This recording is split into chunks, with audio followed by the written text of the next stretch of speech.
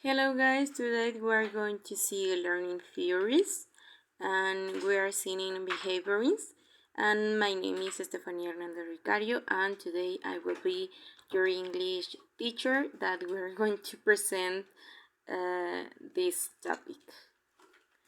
Okay, first of all, how does learning occur? We have three main points that we are going to talk about. The first one say that behaviorism rises changes during the learning process of our students, in which we are going to observe how our students learn in the classroom. The second one refers to that behaviourism is most of the time focus on the consequence of the performance that people or our students have in the classroom. The third one point help us to comprehend that the key elements that consider this theory are stimulus and response that we are going to see in this video. Okay, to continue with this, during the lecture we can find that there are many factors that influence learning.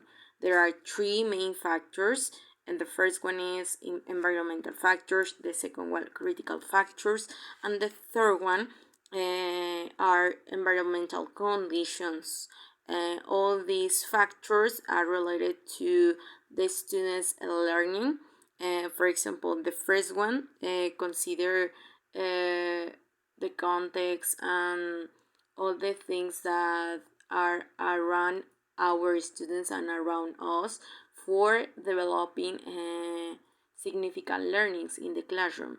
Critical and environmental conditions are related because environmental and critical factors help us to understand what problems or what situations we're going to face or are going to affect the learning process in the classroom. Okay, but when we are seeing behaviors, we can find that transference plays an important role in which we can say that transference is generalization. Generalization are the situations that involves identical or similar features to the behaviors that we are going to transfer across common elements during the learning process. Another important thing that we can say about transference is that there are four examples for explaining this concept. The first one is discrimination, that means recalling facts.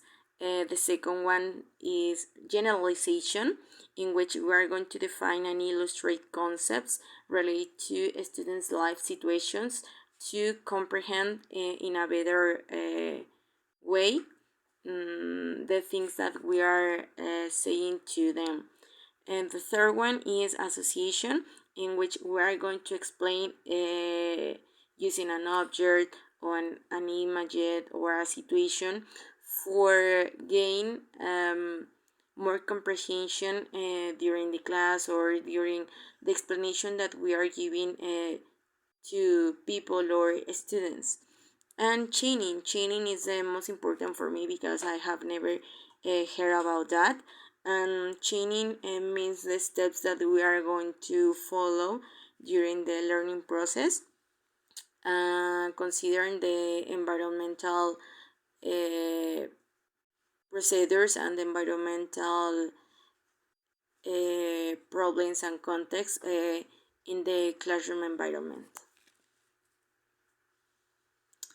In this theory we have 5 principles, but I only select 4 because I consider that these four are the most important to talk about in this presentation. The first one help us to comprehend that observation is important in this theory because we are measure the outcome of our students. The second one help us to determine which instructions we are going to follow to develop the learning process in the classroom. The third one helps us to comprehend and understand the use of clues, shaping, and the practice that we are going to use for ensuring the strong stimulus response that we see in the previous slides.